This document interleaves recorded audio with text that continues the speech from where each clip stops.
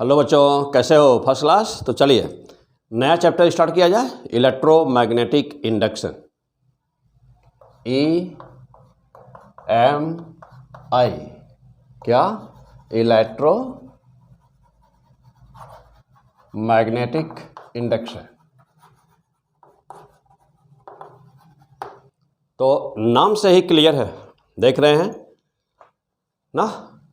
देख रहे हैं कि नाम से ही clear, electromagnetic, electricity, magnetism, magnetic, induction, induce होना।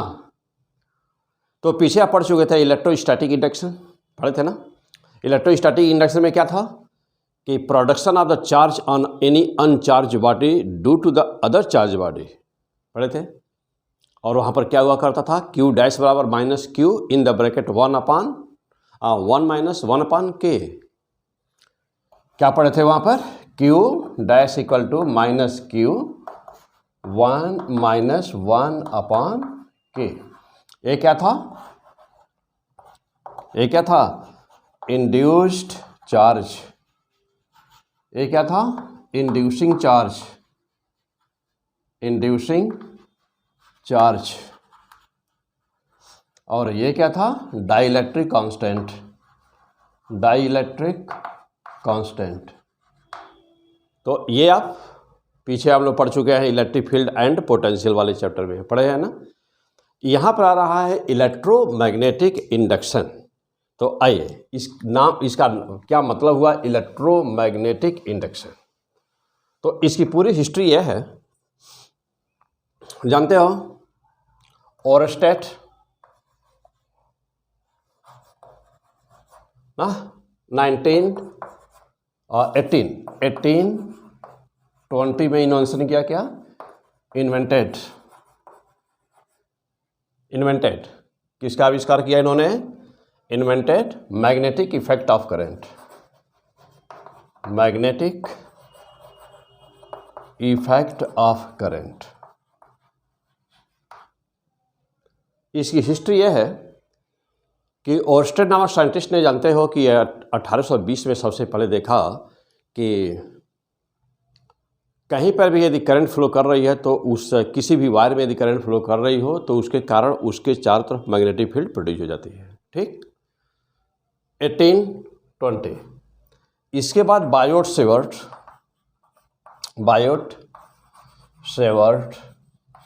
ने क्या किया, इसका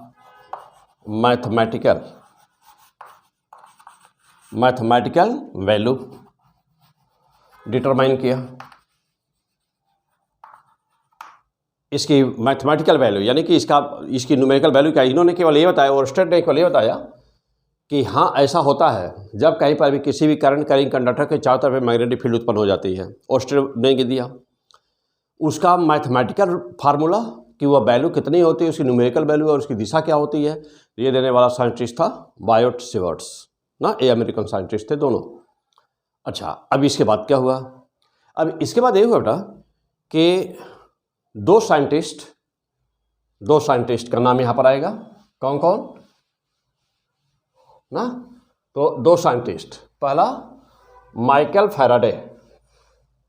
तो जानते हो कि बहुत फेमस इनका जो एक्सपेरिमेंट था वो बहुत ही फेमस था। और आज की जो भी प्रेजेंट टाइम में टुडे, मतलब जो भी सिविलाइजेशन है हम लोगों का, तो इसमें इनके इन्वेंशन का, EMI का, इलेक्ट्रोमैग्नेटिक इंडक्शन का बहुत बड़ा योग है ना। ए ग्रेट कंट्रीब्यूशन जो प्रेजेंट टाइम की हमारी जो आजकल की जो हमारी मॉडर्न सिविलाइजेशन है, तो इसमें माइकल फैराडे का बहुत ही ज़्यादा योगदान है इस सिविलाइजेशन को यहाँ तक पहुँचाने में। 1830 ना, 1830 ईस्वी में माइकल फैराडे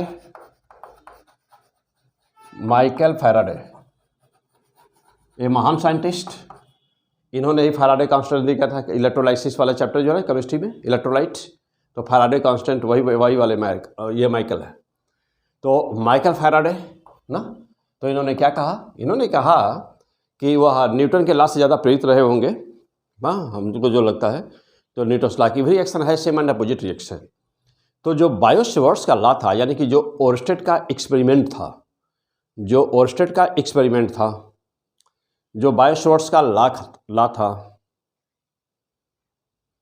उसके जस्ट अगेंस्ट इन्होंने सोचा कि जब इवरी रिएक्शन है सेम एंड अपोजिट रिएक्शन होता है, तो क्या ऐसा नहीं हो सकता है, क्या ऐसा नहीं हो सकता है कि ओरस्टेड कहता है कि करंट बहती है तो चारों तरफ मैग्नेटिक फील्ड होती है, तो क्या ऐसा नहीं हो सकता इसका रिवर्स कि मैग्नेटिक फील्ड से करंट बहे? ये बात इनके दिमाग में आ गई और काफ़ी एक्सपेरिमेंट किया, पढ़े होंगे, छोटे लोअर क्लास में पढ़े होंगे, गुस्सा कि उन्होंने अपना मैग्नेट फेंक दिया ना, तमाम बहुत सारे पढ़े हैं सब। तो ये पूरी हिस्ट्री है, पूरी स्टोरी है, और इनको एक दिन सफलता मिल गई। तो ये जो उन्होंने देखा कि न्यूटन्स इवरी रिएक्शन है सेम एंड अपोजिट रिएक्शन, उसी पर उन्होंने ओरस्टेड के जस्ट एंटी सोचा और उनको सफलता मिल गई, और उसी का नाम पड़ा क्या? Electromagnetic induction. यानी कि क्या इंडक्शन का प्रोसेस मैग्नेटिक फील्ड्स के द्वारा हो सकता है और करंट उत्पन्न हो सकती है?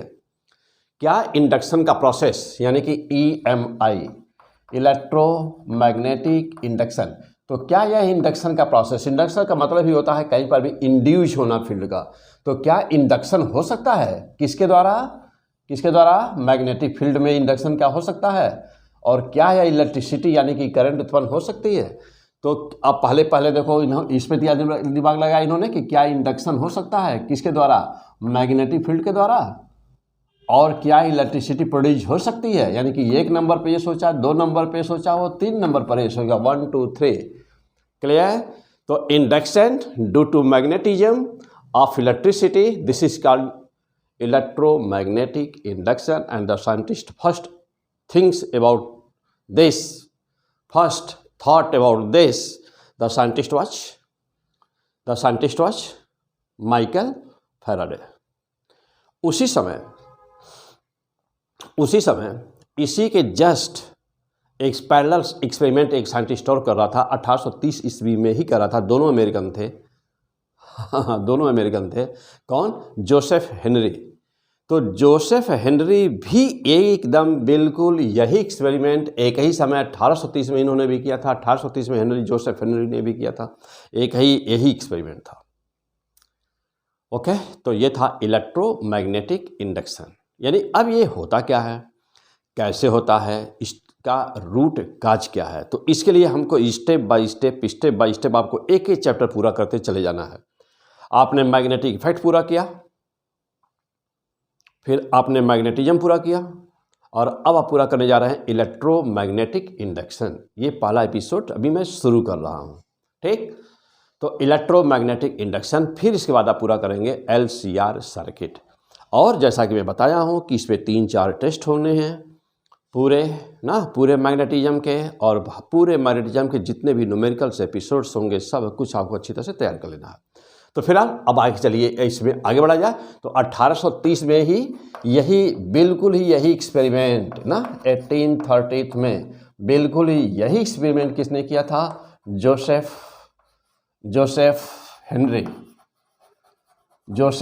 हेनरी। और दोनों ही कहाँ के रहने वाले थे? दोनों ही USA के स्टूडेंट थे। तो क्या सोचा इन्होंने? इंडक्शन क्या हो नहीं सकता है मैग्नेटिज्म के फील्ड के द्वारा, और इलेक्ट्रिसिटी प्रोड्यूस हो जाए, इसी को कहते हैं इलेक्ट्रोमैग्नेटिक इंडक्शन। क्लियर? अब इसमें था क्या? अब इलेक्ट्रोमैग्नेटिक इंडक्शन को एक लाइन में यदि आपको लिखना हो तो आप कैसे लिखेंगे, क्या लिखेंगे? What is the electromagnetic induction? तो लिख दीजिए एक लाइन, इलेक्ट्रोमैग्नेटिक इंडक्शन, एक लाइन लिख दीजिए इसके लिए कि the process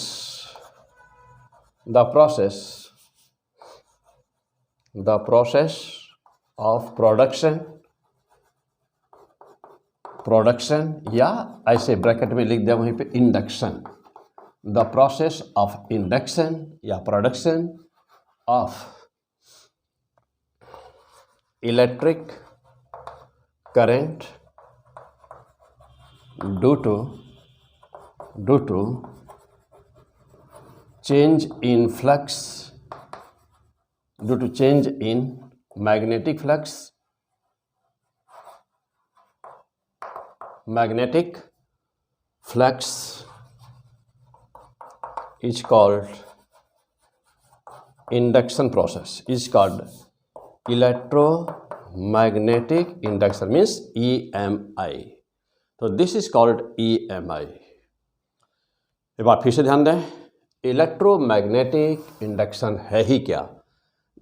the process of A production. तो प्रोडक्शन हम आपको जनरल शब्द ले रहे हैं ताकि आपको याद रहे, इसका सही शब्द यूज करेंगे यहाँ पे, induction. The process of induction of electric current, या इलेक्ट्रिक करंट के स्थान पे इलेक्ट्रिक वोल्टेज भी रहेगा, तभी होगा ना, कोई जरूरी नहीं है कि वही रहे, वोल्टेज भी ले सकते बेटा.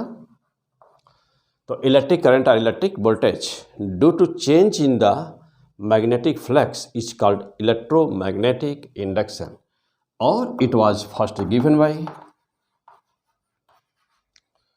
It was given by Michael Faraday in 1830.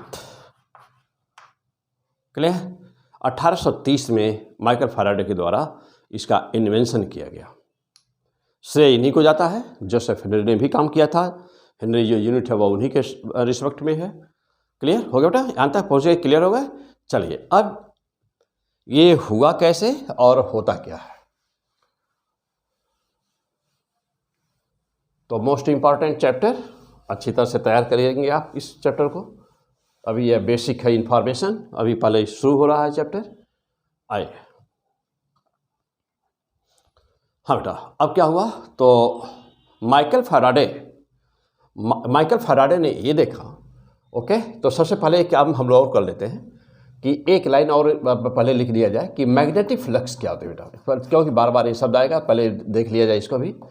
तो मैग्नेटिक फ्लक्स, तो जैसे पीछे पढ़े हुए हैं आप इलेक्ट्रिक फ्लक्स ना, बिल्कुल वही फार्मूला, सब कुछ वही से ही. यहाँ पर मैग्नेटिक फ्लक्स वैसे ही रिप्रेजेंट करते हैं. यहाँ पर phi, clear, phi magnetic flux. क्या बेटा magnetic flux? The number of magnetic lines of forces passing through, the number of magnetic lines of forces passing through,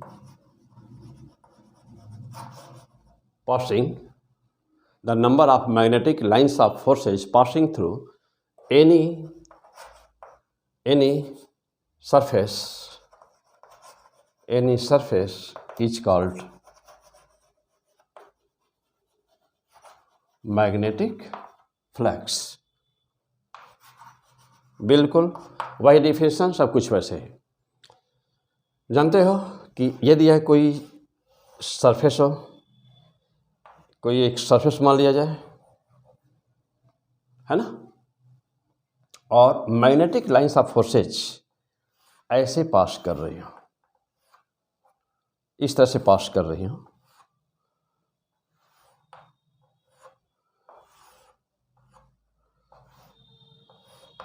okay, इस तरह से पास करें. सपोज करिए कि ये हमारा मैग्नेटिक लाइंस ऑफ फोर्सेस है और पासिंग लाइक दिस, इस तरह से पास कर रहे हैं.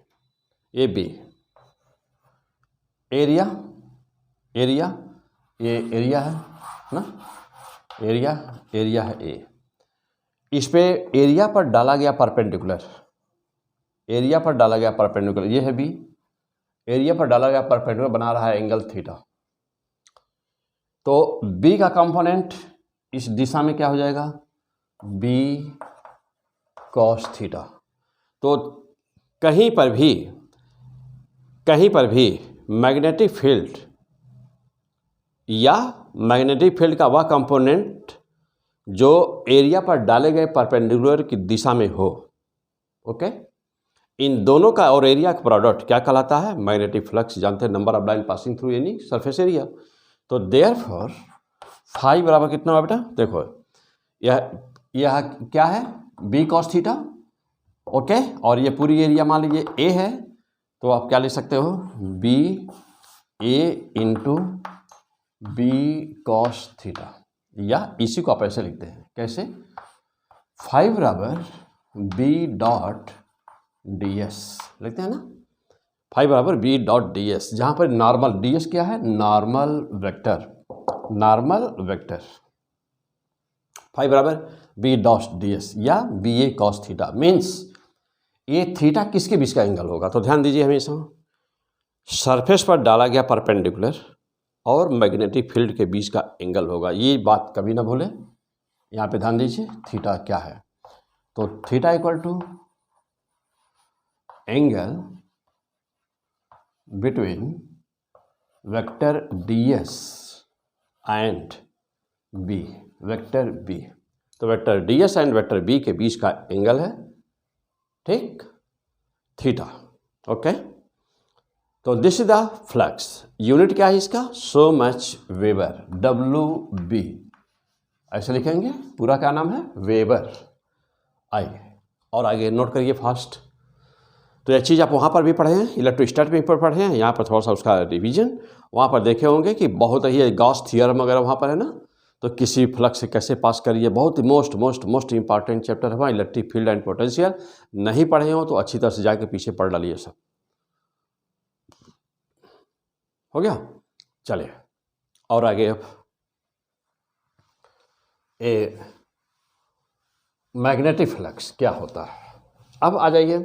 हाँ, इसको मैं फिर से कह रहा हूँ दोबारा कि इलेक्ट्रिक फील्ड एंड पोटेंशियल में जाकर के वहाँ पर पीछे बहुत ही डीप में वहाँ पर दिया गया है, क्योंकि इलेक्ट्रोस्टैट में बहुत ज़्यादा है, या यहाँ पर बहुत कम है ना, लेकिन यहाँ पर वो जो भी है बहुत ही इंपॉर्टेंट है, वहाँ पर भी बहुत ही इंपॉर्टेंट है, तो उसको जाकर के पीछे इलेक्ट्रिक फील्ड में गाउस वाला जो टॉपिक है ना, गाउस थ्योरम का टॉपिक जहाँ पर है वहाँ पर पढ़ डालिए सब। हाँ, अब आओ बेटा, अब यहाँ पे हम लोग देखने जा रहे थे इलेक्ट्रोमैग्नेटिक इंडक्शन होता क्या है, इलेक्ट्रोमैग्नेटिक इंडक्शन है क्या। मैं कहूँ आपसे कि कॉज, एक शब्द में पूछूं कि इलेक्ट्रोमैग्नेटिक इंडक्शन का कॉज क्या है, तो आप एक शब्द याद रखें, कहेंगे रिलेटिव वेलोसिटी। क्या कहेंगे, relative velocity is the main cause, एक शब्द याद रखेंगे, relative velocity. Relative velocity is the main cause, means कि आप कहेंगे this is the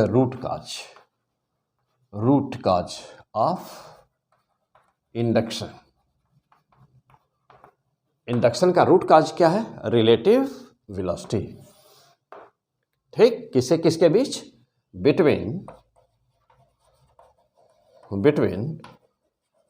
magnet and coil. तो कॉइल और मैग्नेट के बीच रिलेटिव वेलोसिटी इसका रूट कॉज है इलेक्ट्रोमैग्नेटिक इंडक्शन का। क्या होता है इलेक्ट्रोमैग्नेटिक इंडक्शन में, इलेक्ट्रिसिटी का production due to the induction of magnetic field, यानी कि जब induction of the electricity in the magnetic field या of the magnetic field is called electromagnetic induction. अब चलिए टॉपिक पे चला जाए।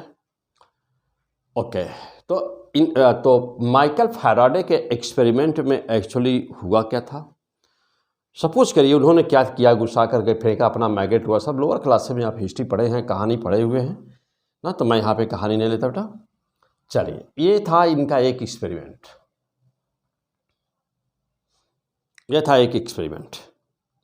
यहाँ पर इन्होंने लगा दिया ना एक मिली एमीटर, स्विच ऑन कर दिया इसका ना बेटा, ये स्विच ऑन है, ये मिली एमीटर है बेटा। अब इन्होंने क्या किया कि यहाँ पर ये था एक मैग्नेट, दो मैग्नेट ले लिया उन्होंने, एक इधर और एक इधर। चलिए, तो उनके एक्सपेरिमेंट को हम लोग अपने शब्दों में रिप्रेजेंट करेंगे कि हम लोगों को समझना कि होता क्या है। यहाँ पे है N, ये S, और इधर है S और ये N। देखा यह कि कई सालों तक जब यह एक ऐसे ही कॉइल ले लिए थे और इनको उत्पन्न करना था, क्या इनको प्रोड्यूस करना था, इनको इंड्यूस करना था इलेक्ट्रिसिटी करंट इंड्यूस करना था, इनको मैग्नेटिक फील्ड से इंड्यूस करना था। तो सालों तक वो रख करके इधर उधर रख करके चेक करते हुए और कभी वो दिखाई नहीं पड़ा, कभी वो इंड्यूस करंट इनको मिली नहीं। लेकिन अचानक जब वो गुस्सा करके फेंके, जैसा कि आप जानते हैं, पढ़े हैं लोअर क्लासेस में, जब गुस्सा कर फेंके तो सारा काम अपने आप हो गया। कैसे हो गया देखिए। और जब फेंकने का सेंस यहाँ पर क्या बेटा, जैसे मान लो कि यह कॉइल रेस्ट में है, हम कॉइल को एक जगह फिक्स कर दे रहे हैं, कॉइल को रेस्ट में हमने कर दिया है। मैग्नेट को हम इधर ला रहे हैं, मैग्नेट को हम मूव करा रहे हैं। यहाँ हम एरो लगा दें ना, कि यहाँ हम एरो लगा दें बेटा, मोशन का एरो, मैंने वी वेलोसिटी से हम इधर ले जा रहे हैं। तो जब हम इसको वी वेलोसिटी से इधर ले जा रहे हैं तो हो एक्चुअली क्या रहा है, जानते हो क्या होता है? जो मैग्नेट होता है एन है, एन की लाइंस निकलती हैं, अभी निकाल दीजिए, जितनी लाइंस हैं निकलती हैं, एन से लाइंस निकलती हैं, एन से लाइंस निकलती हैं,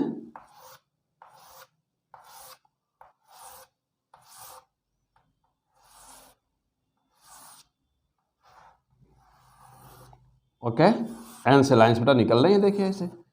तो जानते हैं आप अच्छी तरह से पढ़े हुए हैं, सब पीछे पढ़े हुए हैं, तो आपको कोई दिक्कत नहीं है। जानते हैं कि लाइन के जैसा कुछ होता नहीं है वहाँ पर, तो बिल्कुल dense, just like the cloud, just like the cloud, lines ऐसे होती हैं। मैग्नेटिक फील्ड या इलेक्ट्रिक फील्ड दोनों ही ऐसे ही होती है वहाँ पर क्या, वहाँ पर लाइन जैसी कोई चीज़ तो होती नहीं। लेकिन अब फिलहाल अब यहाँ पे क्या है, अंदर जानते हैं एस से एन होती है लाइंस, तो आप अंदर भी चलिए बना देता हूँ, हाँ थोड़ा खींच दिया जाए अंदर भी, ठीक। और ये कहाँ से आ रहा होगा, तो सब तो जानते हैं कि अंदर क्या है, एन, यहाँ पर क्या था, यस था। तो ये है अंदर की दिशा एस टू एन होती है और बाहर एन टू एस होती है। ये लाइन जा रही होगी ऐसे और फिर अंदर ना सब आ रही होंगी। तो इधर दिखाने की हमको जरूरत नहीं है, जो मेन टॉपिक है हम वहाँ चलते हैं। चलो बेटा, अब जब आप इसको जब आगे मैग्नेट को बढ़ा रहे हैं तो जो इस कॉइल से लिंक, मैं यदि आपसे कहूँ, ठीक, मैं यदि आपसे इस समय कहूँ कि कितनी लाइन पास कर रही है, चलिए कोई भी संख्या आप ले लीजिए, कोई भी संख्या ले लीजिए। चलिए अभी देखिए 1 2 3 4 5 6 7 लाइन पास कर रही है ना, इस कॉइल से 7 लाइन पास कर रही है। यदि यह मैग्नेट रेस्ट में रहे और यह कॉइल तो रेस्ट में परमानेंटली आपने मान ही लिया है कि वह रेस्ट में है, यह कॉइल रेस्ट में है और मैग्नेट भी यदि रेस्ट में रहे तो 7 लाइन पास करी तो 7 की 7 समय के साथ कांस्टेंट बनी होगी। पक्का? क्या पढ़ रहे हैं? EMI, electromagnetic induction, Faraday's law देखने जा रहे हैं आप, क्या होता है। What is the root cause of the electromagnetic induction? P100 physics, मैं आपका STP sir, okay, come on the point.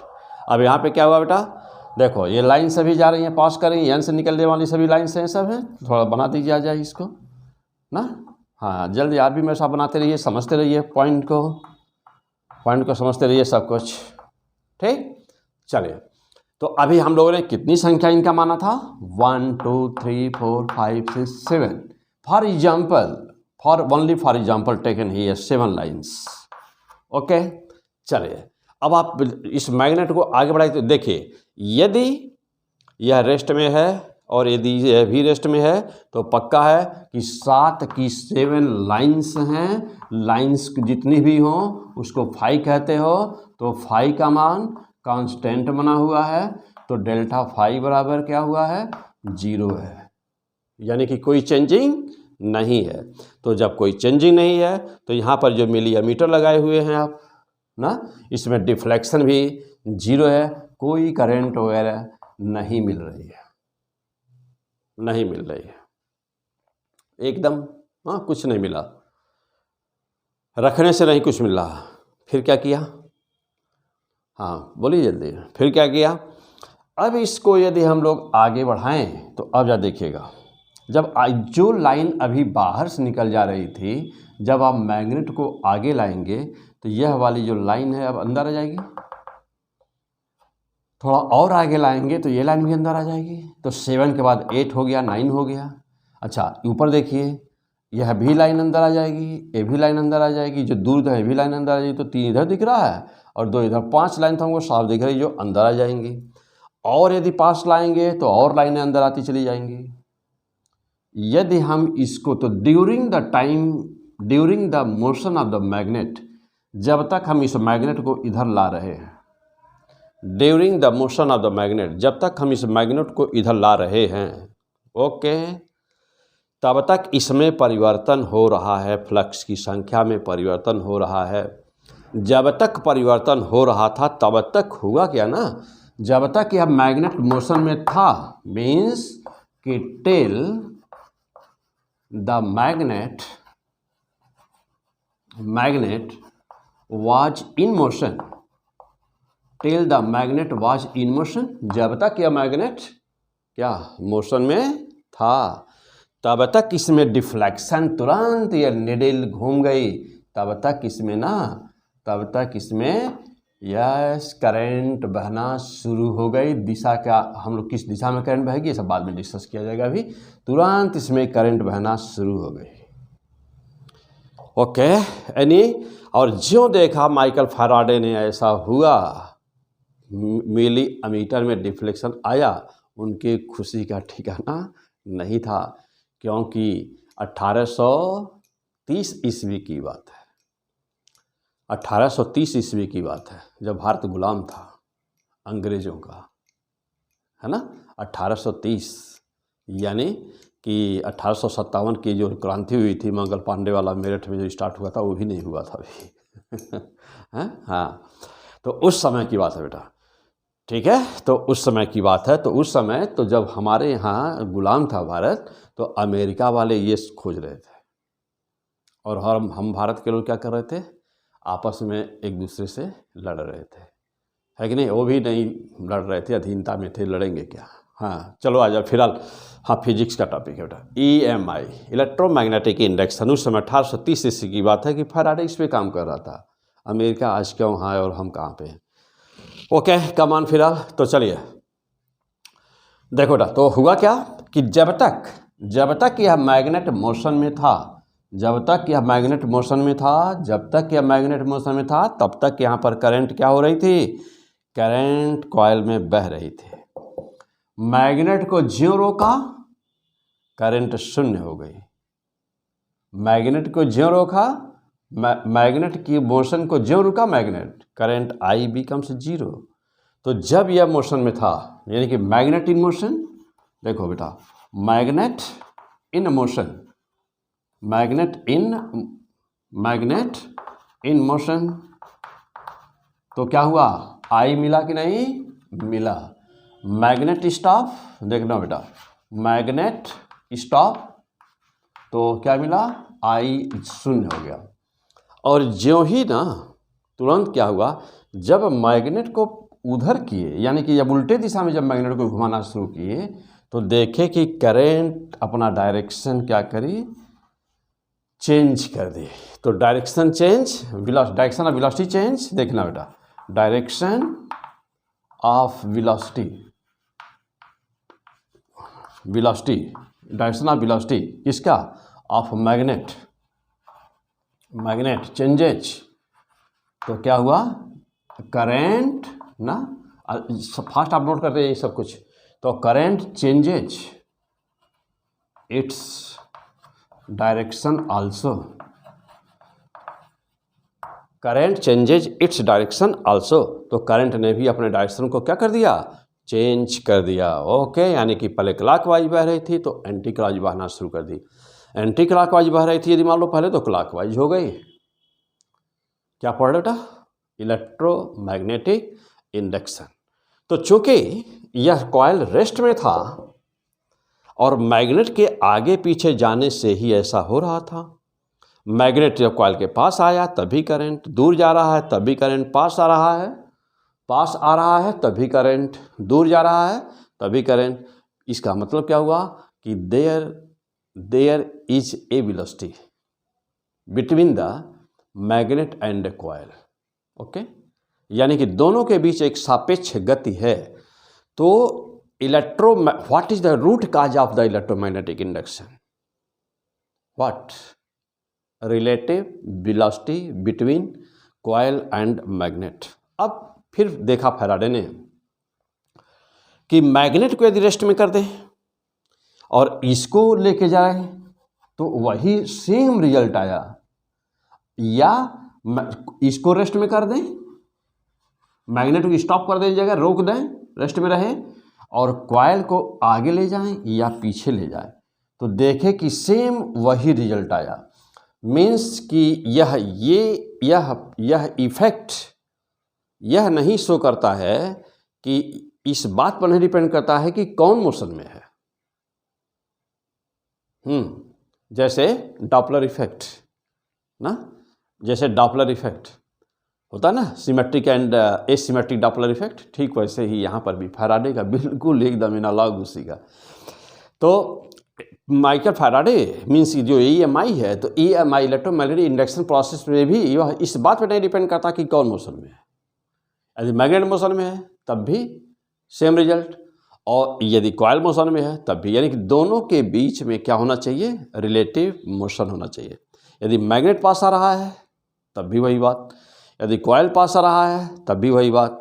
दोनों रेस्ट में हैं तो नो इफेक्ट, दोनों मोशन में हैं तब भी, पास आ रहे हैं दोनों तब भी मिलेगा, तो दोनों पास रहे हो तब भी मिलेगा, केवल एक कोई पास आ रहा हो तब भी मिलेगा, दोनों दूर जा रहे हो तब भी मिलेगा, दोनों पास आ रहे हो तब भी मिलेगा। तो this was the invention given by Michael Faraday in 1830 ईस्वी में। क्लियर? तब अच्छा, अब फिर देखा इस यहाँ पर, अच्छा अब देखो बेटा, तो अब यहीं पर हम कुछ और बातें भी डिस्कस कर लें और तब फिर फैराडे के लॉ को लिखा जाए, ठीक है ना। तो अच्छा, अब ये देखा इन्होंने कि कुछ और आगे यहीं पर, चलो बेटा देखिए, तो अब ये बात तो क्लियर हो गई कि जब तक, ये बात तो पक्का हो गई, बिल्कुल क्लियर हो गई कि जब तक यह चेंज होता रहेगा तब तक, जब तक यह चेंज होता रहेगा तब तक करंट मिलेगी। रिलेटिव वेलोसिटी दोनों के बीच में रुका, यानी कि रिलेटिव वेलोसिटी हुई स्टॉप, रिलेटिव वेलोसिटी हुई स्टॉप तो करंट हुई स्टॉप। जब तक दोनों में चेंज होता रहेगा, यानी कि जब तक फ्लक्स में चेंज होता रहेगा, यानी कि दोनों में से दोनों या कोई एक चलता रहेगा, तब तक करंट सर्किट में बहती रहेगी। और वह कौन सी करंट थी? चूंकि सेल के द्वारा उत्पन्न हुई नहीं, मैग्नेटिक फील्ड के द्वारा उत्पन्न हुई है, और ऐसी करंट जो बिना किसी सोर्स के उत्पन्न होती है उसी को कहते हो इंड्यूस, जिसे कहते हो ना इंडक्शन, प्रेरण ऐसे कुछ होते ना, कुछ ऐसे शब्द होता है कि हिंदी में, तो ना थोड़ा वो शब्द मुझे याद नहीं आ रहा बेटा, तो वह क्या बोलते हैं? इंड्यूस्ड करंट ना, induced current, induction, induced current. Okay, तो that is the induced current. Okay, this is the induced current I. तो अब ये करंट तब तक बहेगी जब तक यह चेंज होता रहेगा। अच्छा, अब चाहे हम इधर N पोल करें, अब देखो बेटा, यहाँ मान लो हम S पोल रखे हुए हैं, तो क्या S पोल को लेकर के जाएं तब भी यही कुछ होगा? हाँ बिल्कुल होगा, अंतर बस मात्र यही होगा। देखिएगा, अब यदि हम S पोल इधर किए होते तो देखिए अब कैसे होता डायग्राम। अब हमारा डायग्राम ऐसे होता ना, अब हमारा डायग्राम ऐसे होता, देखिए ठीक। अब हमारा डायग्राम इस तरह से बना होता है ना। अब देखिए ये, और अंदर जानते ही हैं S से N लाइन जाती है, तो N to S,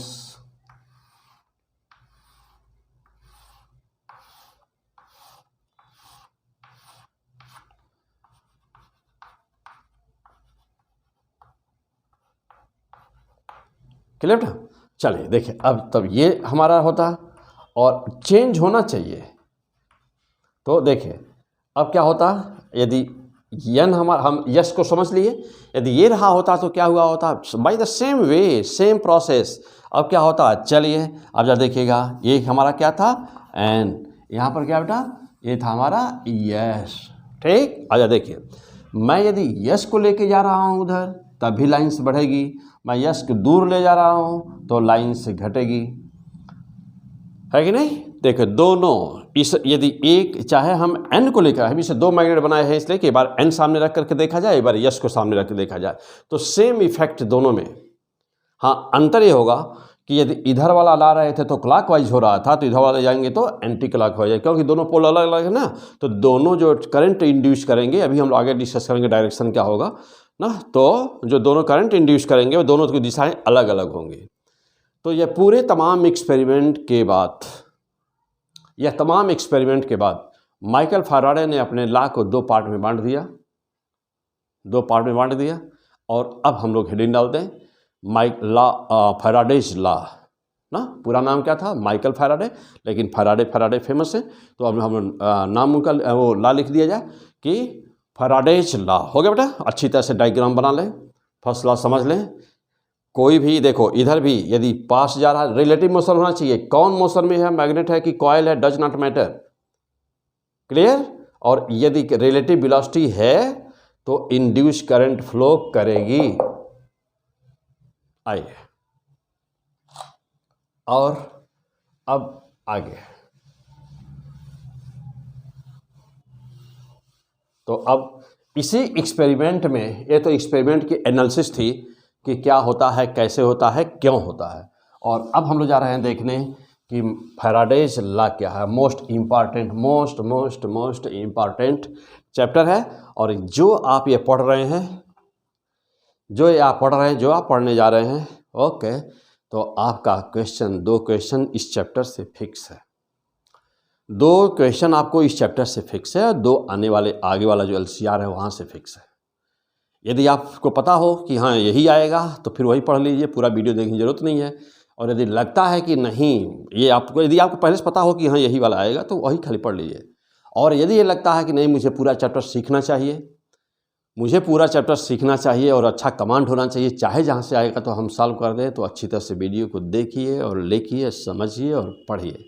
okay, come on, right the heading Faraday's law.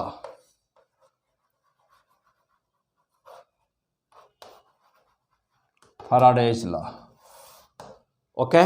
तो पहला लॉ यह बताता है कॉज ऑफ इलेक्ट्रोमैग्नेटिक इंडक्शन बताता है बेटा। फर्स्ट लाइन का फैराडेज फर्स्ट लॉ तो क्या बताता है? कॉज ऑफ ना फैराडेज लॉ, यानी कौन सा लॉ पहले हम देखने जा रहे हैं बेटा? First law, clear. तो फर्स्ट लॉ क्या बताता है? Cause of electromagnetic induction. क्या कहता है ये लॉ? ये लॉ कहता है कि let flux changes,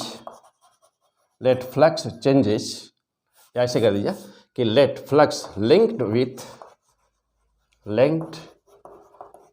with a coil changes due to relative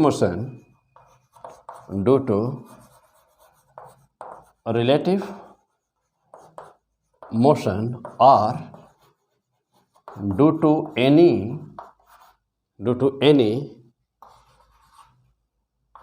any reason, then an induced EMF produced between ends of the coil. Let circuit is complete.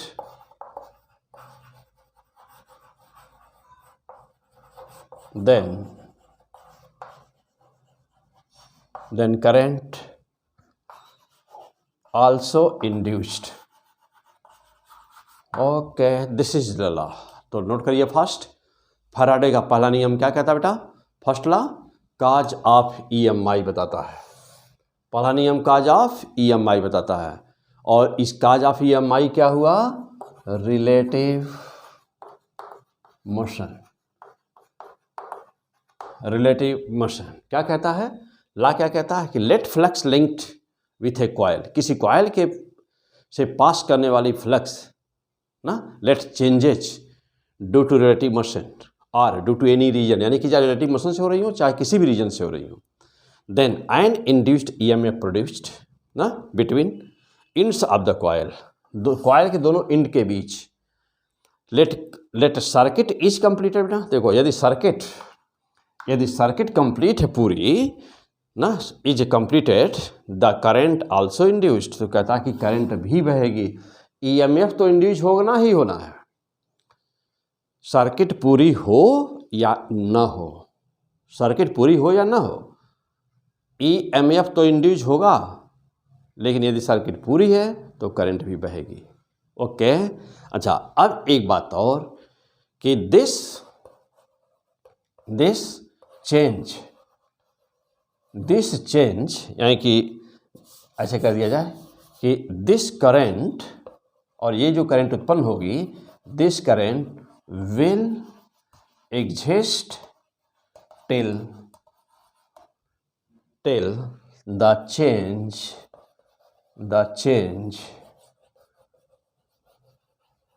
Takes place,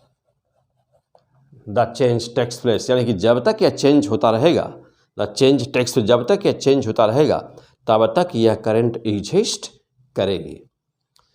जब तक ये चेंज होता रहेगा तब तक ये करंट एग्जिस्ट, के बाद ध्यान दीजिएगा कि जब तक यह करंट ना, this current will exist till the change takes place, यानी कि जब तक यह चेंज होगा, जब तक यह चेंज होता रहेगा तब तक ये करंट एग्जिस्ट करेगी। तो क्या पहला ला तैयार हो गया सबका फर्स्ट ला?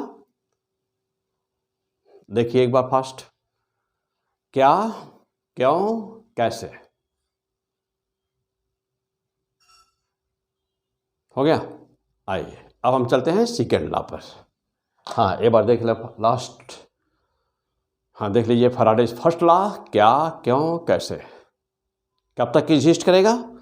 देखिए जब तक चेंज होता रहेगा। आइए अब हम चलते हैं फैराडेज सेकंड लॉ पर। फैराडेज सेकंड लॉ,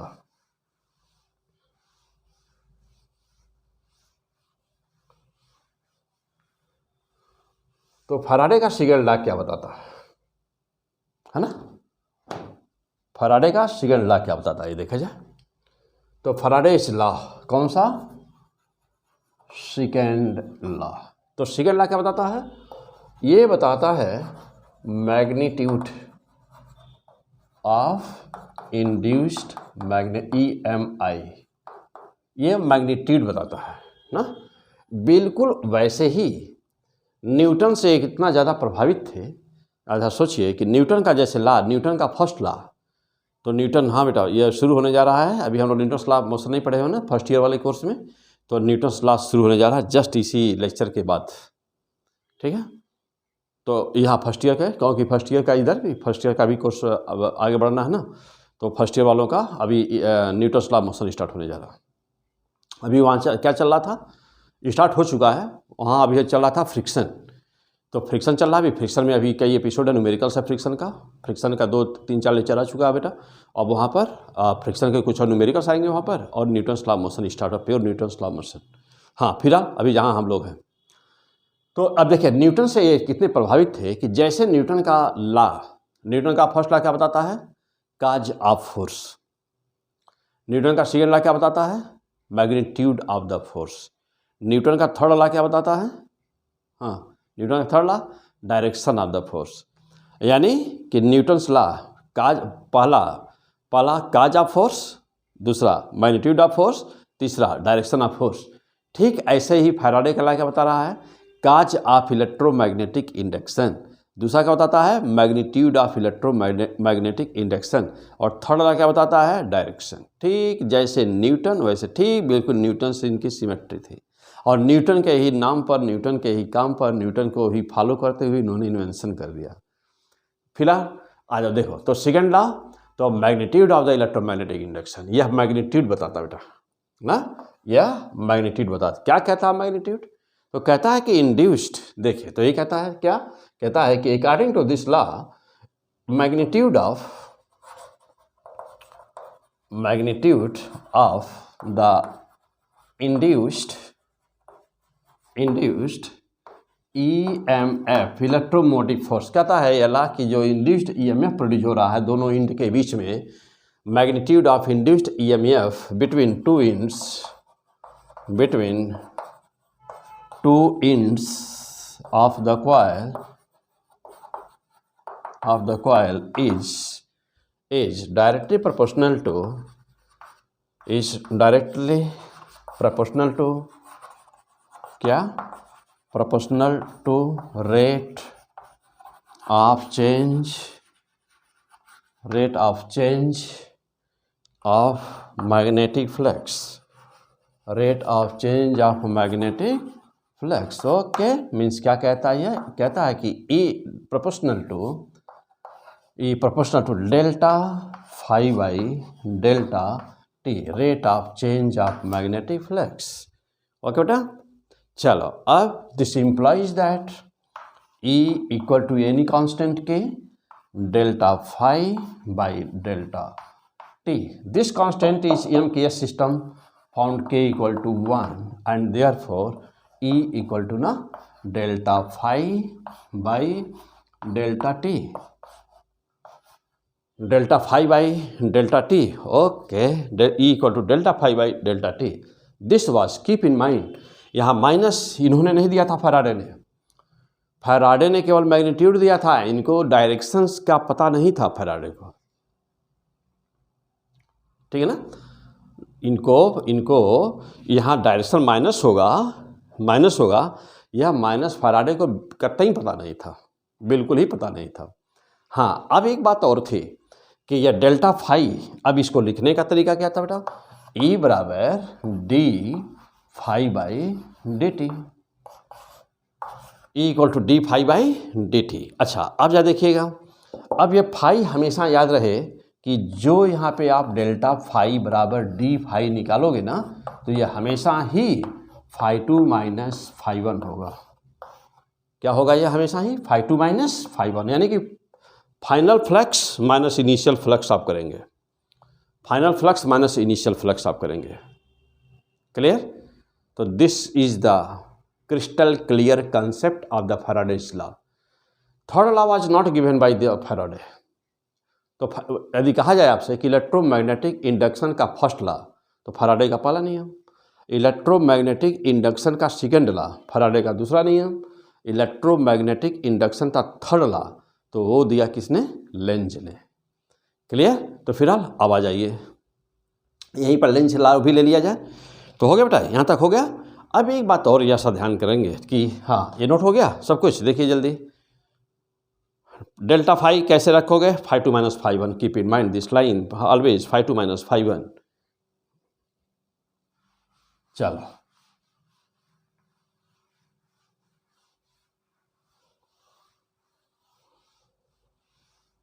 तो ये जो लॉ है ना, फैराडे का लॉ है, तो फैराडेज लॉ क्या शो करता है, पहले ये चीज लिखिए कि फैराडेज लॉ क्या शो करता है बेटा, फैराडेज लॉ क्या शो करता है, law of conservation of energy. Faraday law show करता है law of conservation of energy.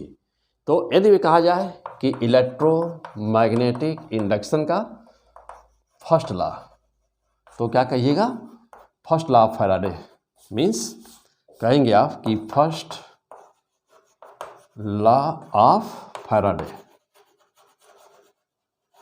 और यदि कहा जाए इलेक्ट्रोमैग्नेटिक इंडक्शन का सेकेंड लॉ, तो ये है क्या, सेकेंड लॉ ऑफ फैराडे,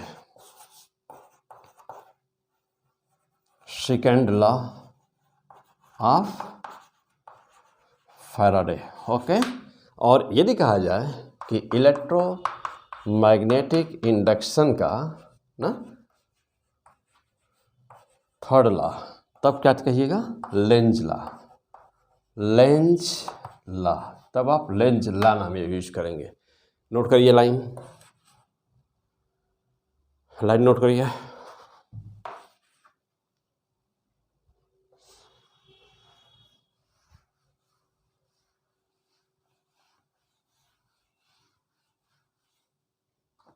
हो गया। इलेक्ट्रोमैग्नेटिक इंडक्शन फर्स्ट लॉ तो वही फैराडे का फर्स्ट लॉ भी है। इलेक्ट्रोमैग्नेटिक इंडक्शन का सेकेंड लॉ तो वही सेकेंड लॉ फैराडे का है। इलेक्ट्रोमैग्नेटिक इंडक्शन थर्ड लॉ तो यह लॉ है बेटा किसका, लेंज लॉ है। हो गया, नोट कर लिए होंगे। आगे बढ़े।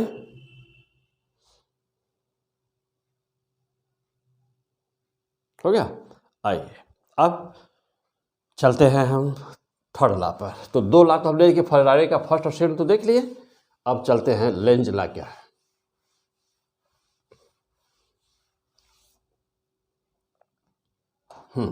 अब क्या कहिएगा कि third law of electromagnetic induction या आर, इसी का नाम है बेटा क्या, लेंज लॉ। क्या नाम है बेटा इसका, Lenz law.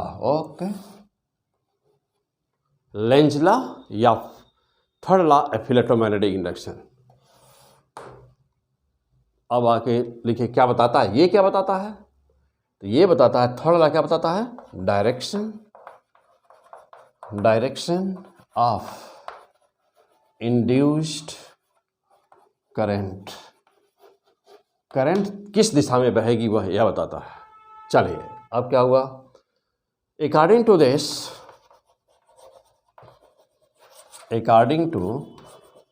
This law direction of induced EMF या करंट, दोनों में से कोई शब्द आप यूज कर सकते हैं। तो direction of induced EMF will be such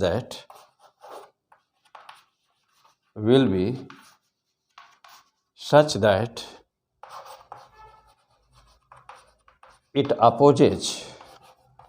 it opposes the cause by which it produces। क्या कहता है ये बेटा, direction of induced current, clear यानी कि नहीं। यहां से देखिए, ये तो ये है कि क्या बताता है, तो डायरेक्शन ऑफ इंड्यूस्ड करंट यार EMF और EMF ना।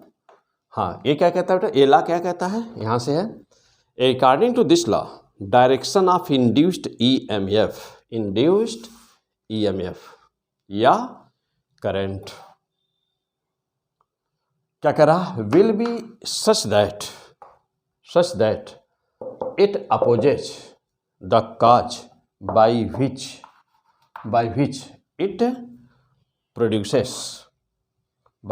it produces means कि यह हमेशा जो इंड्यूस्ड EMF होता है या जो इंड्यूस्ड करंट होती है, उसकी दिशा ऐसी होती है कि वह हमेशा उस कारण का ही विरोध करता है जिसके कारण से वह खुद उत्पन्न होता है। The direction of the induced EMF or the induced current will be such that it opposes the cause by which it produces by which it induces।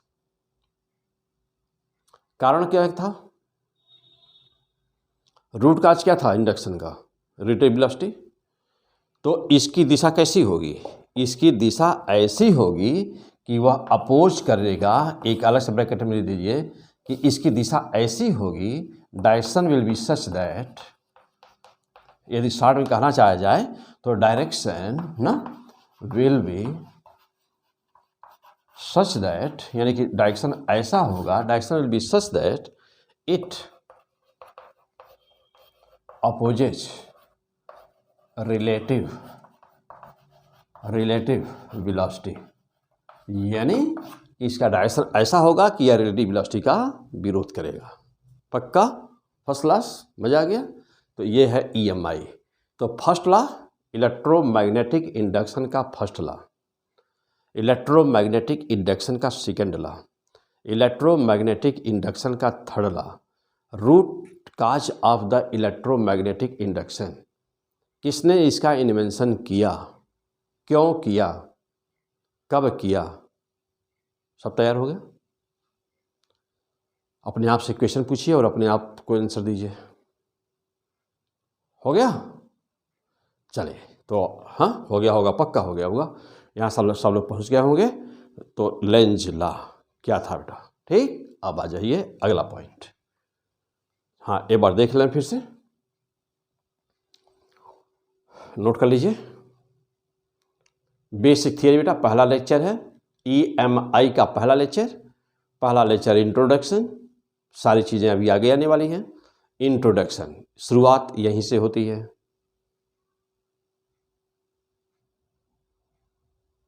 हो गया? चलिए अब आ जाइए, आगे बढ़ते हैं यहाँ से और आगे। बहुत ही इम्पॉर्टेंट चैप्टर है आपका, तो पहले ही लेक्चर से बिल्कुल यही एकदम 100% तैयार करते रहिएगा ना। यदि बैकलॉग लगा देंगे इसमें, पीछे का छोड़ ओढ़ करके आगे बढ़ेंगे, फिर बाद में दिक्कत, ये भी चैप्टर मिस कर जाएंगे तो फिर ठीक है। तो जैसे पीछे मेंटेन की हुए हैं फर्स्ट क्लास, नहीं मेंटेन है तो मेंटेन कर लीजिए, लेकिन आगे कुछ छूटने मत दीजिए। आ जाइए। हाँ बेटा, अब हुआ क्या, बात रही कि चलिए, तो पहला नियम, दूसरा नियम, तीसरा नियम सब हो गया बेटा, फर्स्ट सेकेंड थर्ड सब हो गया। अब आ जाइए, तो फर्स्ट लॉ जैसा एक बार फिर से देखते हैं बेटा। फर्स्ट लॉ ना, तो फर्स्ट लॉ क्या कहा? फर्स्ट लॉ कहा कि इंड्यूस्ड EMF तब तक होगा जब तक चेंज होता रहेगा। यानी कि फर्स्ट लॉ बताया, क्या बताया बेटा? काज, और काज क्या आया? Relative motion.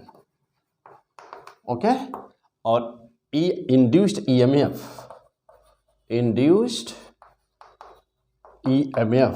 And current exist till the change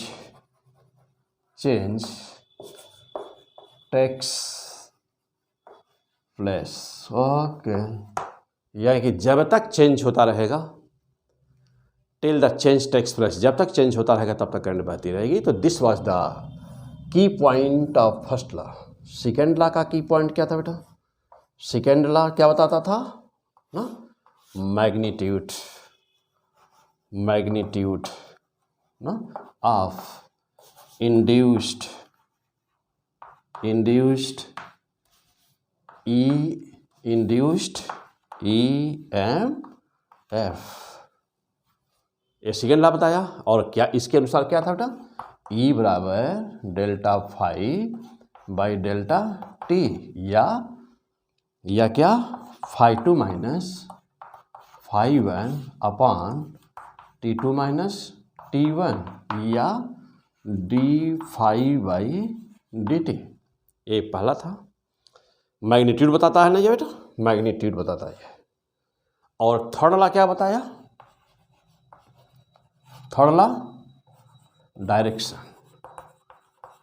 direction of induced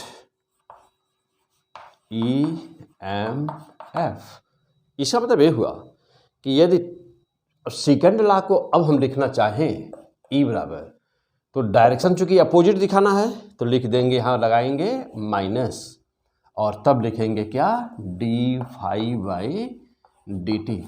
तो जब हम माइनस लगा देते हैं तो जनरली क्या करते हैं हम लोग, सेकेंड लॉ जब लिखना होता है तो E बराबर minus d phi by D t लिख देते हैं, तो वो गलत है कि नहीं? क्योंकि माइनस तो लेंज लॉ है, लेकिन चूंकि लेंज ने डायरेक्शन दिया तो लेंज लॉ को भी यदि ले लेंगे तब वहाँ माइनस लग जाएगा। ठीक, और इसका कॉन्सेप्ट तो वही है, d phi by D t, तो यहाँ माइनस आ गया बेटा।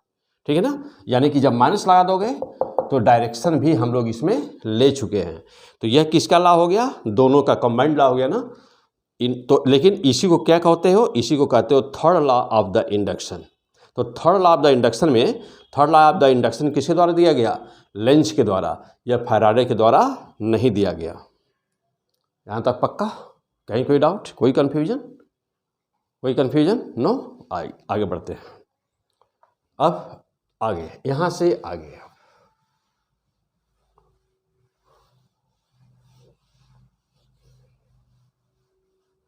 और अब है क्या इसके बाद, चलिए अब है बेटा यहाँ से आगे कि इंड्यूस्ड EMF। जैसे मान लीजिए कि यह एक कोई कॉइल है, यह एक कोई कॉइल है,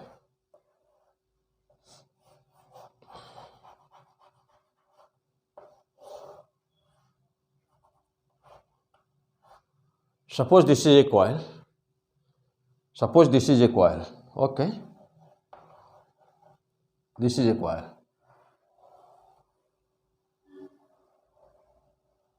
सपोज किया जाए कॉइल है कोई, और यहां पर हम एक मैग्नेट लिए हैं एंड यस, चाहे हम इधर लाए चाहे हम दूर ले जाएं, दोनों ही सिचुएशन में क्या होगा, फाई चेंज होगा कि नहीं होगा, फाई चेंजेज होगा, पक्का होगा, श्योर होगा। अभी पीछे डायग्राम बनाए थे तो फिर यहाँ बनाने की जरूरत नहीं है, तो होगा, अवश्य होगा ना, जो भी लाइंस पास कर रही होंगी अवश्य चेंज होगा ना, अवश्य हो रहा होगा बेटा। देखिए बना ही दिया जाए, चलिए पीछे बना हुआ है हालांकि सब कुछ, तो ये हम लोग पीछे समझ चुके हैं, बहुत ज़्यादा वहाँ बना हुआ है, सब समझे हैं भी। फिलहाल आइए एक बार और बना देते हैं, ठीक है। देखिए हाँ, लाइंस कहीं कटती नहीं है, इसका ध्यान रहे फिलहाल। चलिए तो ये हो गया। देखिए ये एन पोल दिखाया गया है, इधर ये एन पोल दिखाया गया है,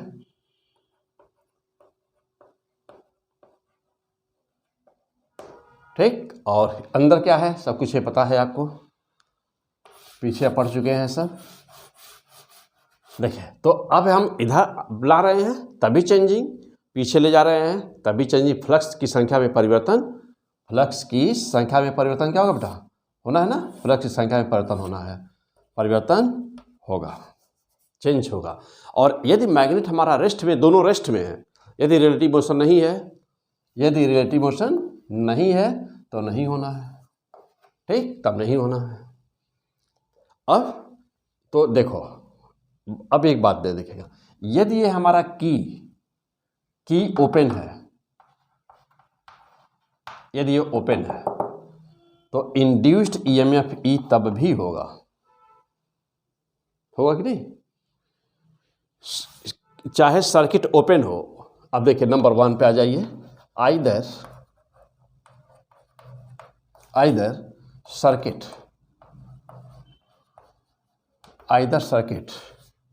इज ओपन और क्लोज्ड, चाहे सर्किट ओपन हो या क्लोज्ड हो, ई इंड्यूस्ड, ई तो पक्का इंड्यूस होना है, ई तो इंड्यूस होगा ही चाहे ओपन हो। आइदर सर्किट इज ओपन, चाहे ओपन हो या क्लोज, तो ई तो होना ही है, माइनस d∅dt, ये तो होना ही है, अवश्य हो रहा है। लेकिन क्या करंट भी इंड्यूस होगी, नो। अब नंबर 2 पे आ जाइए, लेट हाँ, और इसी और देखिएगा, d∅dt means rate of change of flux, यानी कि जो मैग्नीट्यूड है E proportional to rate of change of flux, means जो मैग्नीट्यूड होता है वह rate of change of flux, mind here, d∅dt is what, rate of change of flux. तो magnitude of this rate of change of flux, magnitude of EMF that is proportional to the rate of change of flux. अब आगे यदि कह रहा है कि let circuit is closed, means कि यदि यह क्लोज हो तब, ध्यान देना, यदि यह क्लोज हो तब, क्लोज, तो जब क्लोज होगा तभी करंट बहेगी, तो ले सर्किट इज क्लोज्ड देन, और एक रेजिस्टेंस मान लीजिए R है, तो देन करंट ऑल्सो इंड्यूस्ड, तो करंट भी इंड्यूस होगी। आज जब करंट इंड्यूस हुई तो कितना होगी, तो जानते ही हो I बराबर E/R होता है, इक्वल टू माइनस ना, न्यूमेरिकल वैल्यू लेना तो न्यूमेरिकल वैल्यू ले लेंगे केवल, लेकिन अब हमको चूंकि डायरेक्शन भी ले लेते हैं, तो I बराबर E/R, ई का मान रख दीजिए, माइनस क्या d∅dt इंटू 1/R, R से डिवीजन कर दीजिए। देखिए ये क्या हो गया, ये करंट इंड्यूस्ड करंट हो गई, सो मच एम्पियर, करंट भी इंड्यूस हो गई। चलिए जल्दी नोट करिए, यहाँ पर फास्ट नोट करिए जल्दी से।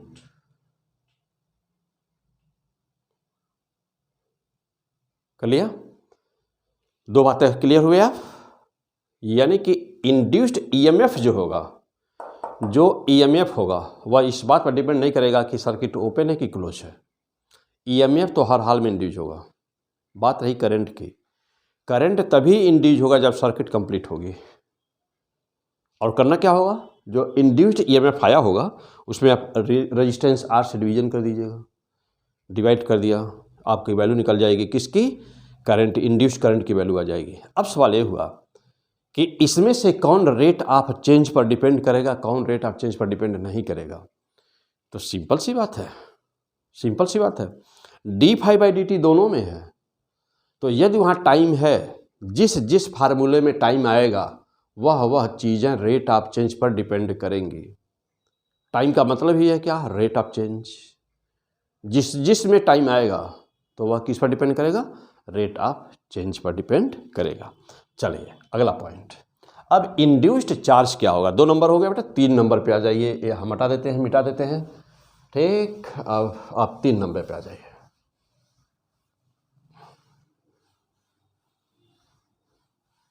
हाँ, अब है 3 नंबर, इंड्यूस्ड चार्ज क्या होता है और इंड्यूस्ड पावर कैसे निकालेंगे। ठीक, तो आ जाइए नंबर 3, इंड्यूस्ड चार्ज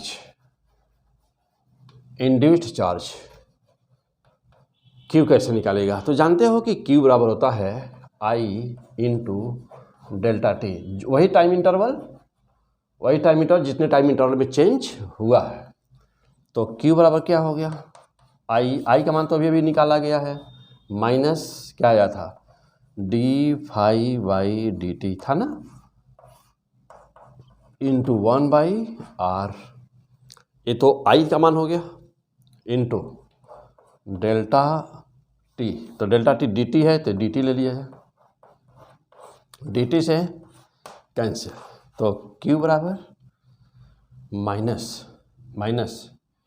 d∅ अपान dt कैंसिल हो गया अपान R, देख रहे हैं। ओके, देखिए तो Q बराबर चार्ज कितना होगा, तो Q बराबर डेल्टा∅/R, टाइम नहीं है इसमें, देखिए mind here, keep in mind this, means कि यह इस बात पर डिपेंड नहीं करता कि किस रेट से चेंज हो रहा है, टाइम नहीं है, यह केवल इनिशियल फ्लक्स और फाइनल फ्लक्स से चेंज पे डिपेंड करता है, नॉट ऑन द रेट। तो इसका मतलब ये हुआ कि इंड्यूस्ड चार्ज क्या, induced charge does not depend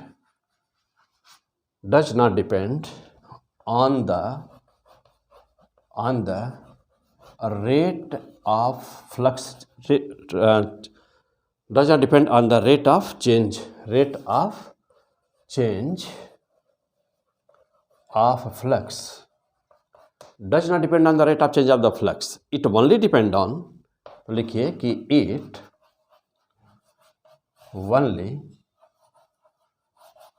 it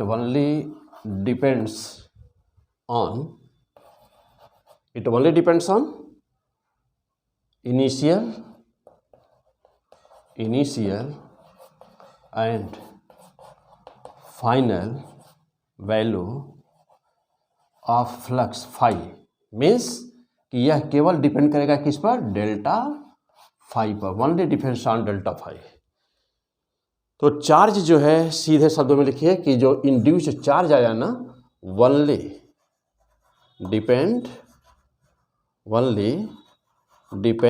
on delta phi, not rate of the change. यह रेट ऑफ चेंज पर यानी कि इंड्यूस्ड चार्ज। अब तीन चीजें हुई आपके सामने, इंड्यूस्ड फ्लक्स, इंड्यूस्ड ईएमएफ, दूसरा इंड्यूस्ड करंट, तीसरा इंड्यूस्ड चार्ज। तो कौन किस पे डिपेंड करता है, तो इंड्यूस्ड ईएमएफ, इंड्यूस्ड ईएमएफ किस पर डिपेंड करेगा, induced EMF rate of change of flux पर, करंट भी rate of change of flux पर, लेकिन चार्ज कभी नहीं डिपेंड करता है rate of change of flux पर। यह केवल किस पर डिपेंड करता है, only the final change of the flux पर डिपेंड करता है। सर्किट चाहे क्लोज हो या ओपन, सर्किट आइदर सर्किट भी क्लोज और ओपन, ईएमएफ प्रोड्यूस होगा, ईएमएफ प्रोड्यूस होगा, है कि नहीं, अवश्य होगा। अच्छा, और यदि सर्किट क्लोज है तो चार्ज और करंट भी प्रोड्यूस होंगे। क्लियर, यहाँ तक क्लियर हो गया। तो this was the simple introduction of electromagnetic induction. Electromagnetic induction क्या है, कहाँ से शुरू होता है, क्यों शुरू होता है, कैसे शुरू होता है, किस साइंटिस्ट ने शुरू किया, फ्लक्स होती क्या है। तो जानते हैं कि यहाँ फ्लक्स पर, ईएमएफ पर बहुत ही इम्पॉर्टेंट न्यूमेरिकल्स आएंगे कि कब अर्थ की मैग्नेटिक फील्ड करती है, कब नहीं करती है, क्या होता है, कैसे होता है, ट्रेन जा रही है, एरोप्लेन जा रही है तो कितना ईएमएफ इंड्यूस होगा, ये मोस्ट ना। तो कंटिन्यू अभी जस्ट आफ्टर द ब्रेक, अभी फिर अगला। तो आज का एपिसोड फिलहाल हम यही रोकते हैं ना। अभी सिंपल इंट्रोडक्शन इतना तैयार करिए, पहले इतना पहले ओके कर लीजिए, एकदम फाइनल करिए पर इतना क्लियर फर्स्ट क्लास का कि सिंपल इंट्रोडक्शन तैयार हो गया। कौन किस बातों पे डिपेंड करता है, सिंपल इंट्रोडक्शन है ईएमआई का। अभी आते हैं जस्ट इससे पहले ईएमआई पार्ट 2, तो ये था ईएमआई पार्ट 1। अभी मिलता हूँ तुरंत just after the break EMI part 2, और वहाँ यहाँ से आगे तुरंत स्टार्ट किया जाएगा। मोस्ट इंपॉर्टेंट, कुछ भी छूटने ना पाए, कायदे से नोट्स बनाइए, अच्छी तरह से तैयार करिए। बेस्ट ऑफ लक, फिर मिलते हैं अभी आफ्टर द ब्रेक।